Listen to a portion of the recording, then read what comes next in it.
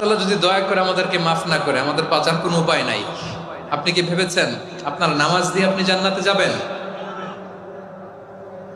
আপনি তাহাজ্জুদ গুজার, সেজদা দিতে দিতে কপালে দাগ ফেলেছেন, এটা আপনারা জান্নাতে নেবে না? আপনি এলাকার সবচেয়ে বড় হাতেম তাই দানশীল, এই দানের ভরসায় বসে আছেন, কশিন কালো না। আমাদের নামাজ, আমাদের রোজা, আমাদের ইবাদত, এগুলোকে মিজানের পাল্লায় উঠালে কোনো ওজনই হবে না। তবে আমাদের একটা কৌশল জানা আছে, আমরা আল্লাহর রহমতের ভিখারি। আমরা সেদিন আগেই গুনার স্বীকৃতি দিয়ে দেব।